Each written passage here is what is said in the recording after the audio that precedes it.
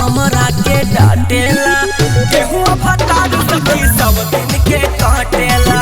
गेहुआ भतार सखी सब दिन के काटेला। पछुआ के हवा बहे होठ हमर फाटेला। पछुआ के हवा बहे होठ हमर फाटेला। गेहुआ भतार सखी सब दिन के काटेला। गेहुआ भतार सखी सब दिन के काटेला।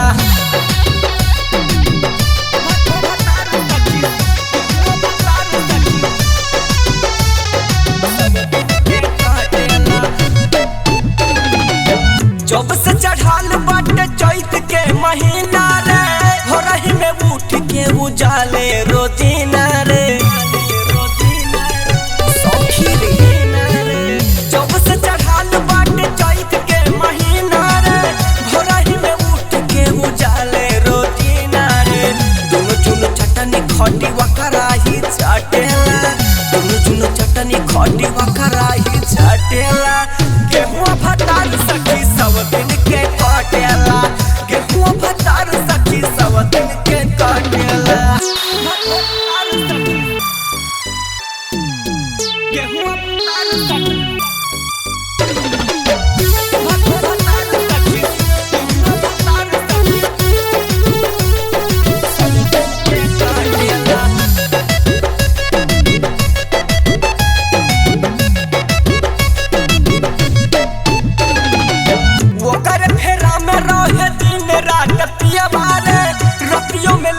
जाले हाथ में हंसिया मारे।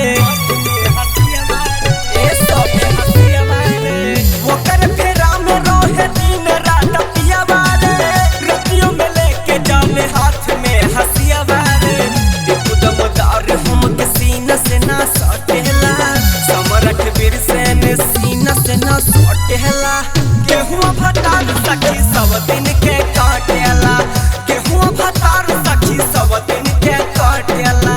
पछुआ के हवा बहे होठ हमर फाटेला। पछुआ के हवा बहे होठ हमर फाटेला। गेहुआ भतार सखी सब दिन के काटेला। गेहुआ भतार सखी सब दिन के काटेला। दिन के काटेला।